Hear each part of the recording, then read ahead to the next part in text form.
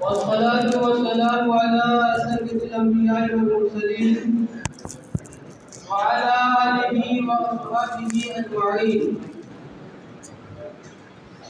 أما بعد، فأعوذ بالله من الشيطان الرجيم. بسم الله الرحمن الرحيم. يا أيها الذين آمنوا كتب عليكم الصيام كما كتب على الذين من قبلكم لعلكم تتقون. صدق الله العظيم وصدق رسوله النبي الأمين المدين الكريم، ونحن على ذلك لمن الشاهدين والشاكرين، والحمد لله رب العالمين. حضرات محترم، آئیے کچھ سننے اور سنانے سے پہلے اپنے پیارے آقا صلی اللہ علیہ وسلم کی بارگاہ اقدس میں درود و سلام کا نذرانہ عقیدت پیش کریں. بڑے آواز بلند اللہم صلی علی سیدنا مولانا محمد وسلم.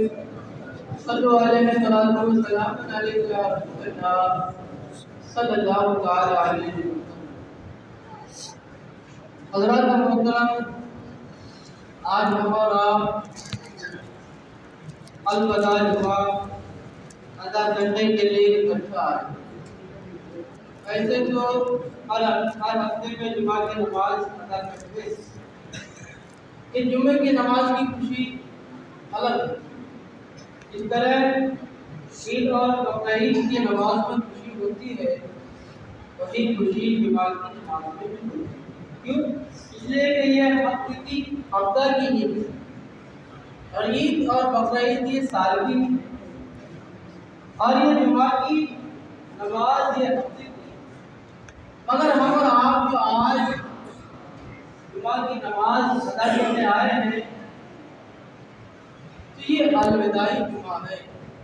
اس جمعہ کے ذریعے ہم اور آپ ماہ رمضان کو الوداع کریں. تو جو نیک لوگ ہیں،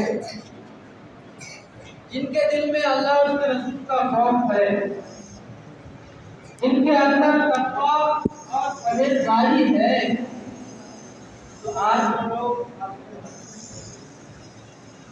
آج ان کا دل روتا ہے، آج وہ غم میں ڈوبے ہوئے کہ یہ ماہ سیام، یہ روزے کا مہینہ ہمارے درمیان تھا تو ہم ٹائم نکال کر تلاوت کلام پاک بھی کرتے تھے، اور ٹائم نکال کر نماز تہجد بھی ادا کرتے تھے، اور ٹائم نکال کر نماز تراویح کے لیے بھی آتے تھے، اور اسی تراویح کے ذریعے سے ان دوستوں سے ملاقات ہوتی تھی جن سے سالوں سال ہفتوں ملاقات نہیں. یہی تو رمضان کی خوبصورتی ہے کہ اس مہینے میں آپ کے دسترخوانوں میں طرح طرح کے اناج، طرح طرح کے پھل، اللہ کی رحمتیں، اللہ کی نعمتیں موجود ہوا کرتی. آدمی سال میں جو چیز نہیں کھاتے مگر الحمدللہ وہ چیز رمضان میں وہ انسان کھاتے. جن لوگوں سے مہینوں میں سالوں میں ملاقات نہیں ہو پاتی مگر ماہ رمضان کی برکت سے ان سے بھی ملاقات ہوتی ہے، جن سے دعا سلام نہیں ہو پاتا اس رمضان کے ذریعے سے ان سے بھی سلام و کلام ہو جاتا. مگر یہی رمضان جس نے ہمارے درمیان محبت کو بانٹا، یہی وہ رمضان جس نے ہمیں اور آپ کو ایک خوشگوار زندگی عطا کی، یہی وہ رمضان، یہی وہ ماہ رمضان جس نے ہمیں تلاوت کلام پاک کا موقع دیا، نماز تہجد کا موقع دیا، نوافل اور سنن ادا کرنے کا موقع دیا. مگر آج وہی رمضان ہم سے اور آپ سے رخصت ہو رہا ہے.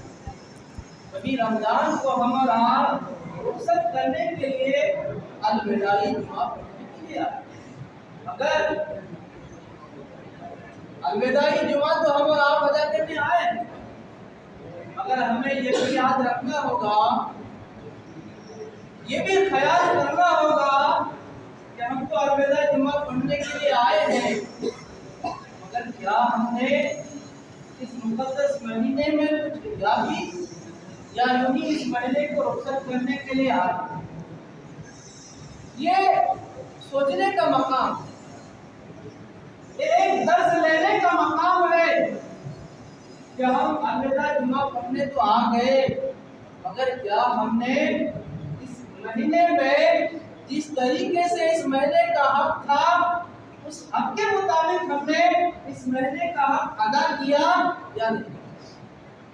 یہ سوچنے کا مقام ہے کہ رب تبارک و تعالیٰ نے جو ہمیں یہ رحمتیں اور برکتیں اور سعادتیں ہمیں عطا کی، ہمیں نوازا، تو کیا ہم نے ان کی برکتوں کو، کیا ہم نے ان کی رحمتوں کو، کیا ہم نے ان کی دولتوں کو اپنے دامن میں سمیٹا، یا یوں ہی ان نعمتوں کو، برکتوں کو بہا؟ اس طریقے سے ایک مرتبہ درود شریف پڑھے، اللہم صلی علی سیدنا مولانا محمد صلی اللہ علیہ وسلم علیہ یا رسول اللہ صلی اللہ علیہ وسلم۔ اس طریقے سے کہ آپ محنت کریں، پیسے کمائیں اور کماتے جائیں، اس کو فضول خرچ کرتے جائیں، تو کیا آپ کے پاس وہ رہ جائے گا، وہ بچ جائے گا؟ جب تک آپ اس کی قدر نہیں کریں گے، جب تک آپ اس کو اہمیت نہیں دیں گے، تو وہ آپ کے پاس بچے گا۔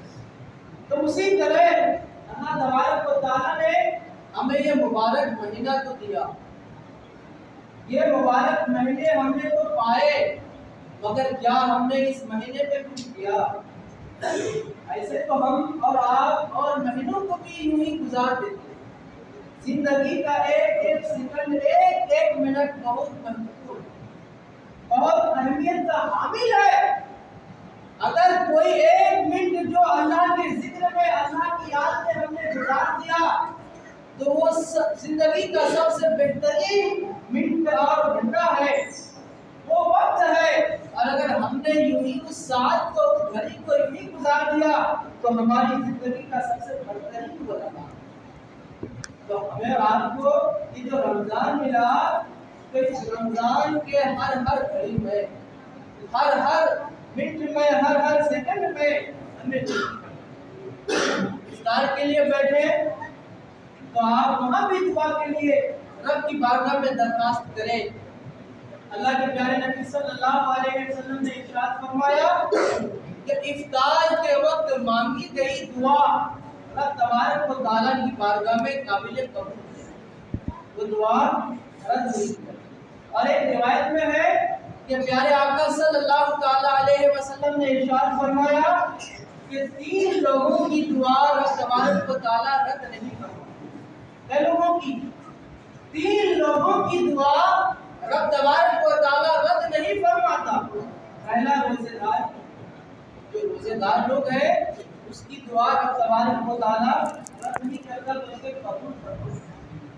اسی طرح عادل بادشاہ کی دعا، ظالم نہیں، جابر نہیں، بلکہ عادل بادشاہ جو لوگوں کا خیال کرے، لوگوں کی مدد کرے، امداد کرے، ان کا جو ہے گھر کا، گاؤں کا، سماج کا حال چال لے، لوگوں کی خبر گیری کرے، اس عادل بادشاہ کی دعا رب تبارک و تعالیٰ رد نہیں کرتا، بلکہ قبول فرماتا۔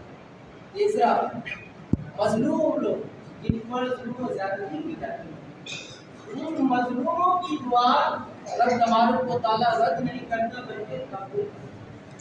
تو ان 3 لوگوں کی دعا رب تبارک و تعالیٰ کبھی بھی رد نہیں کرتا، بلکہ قبول فرماتا ہے۔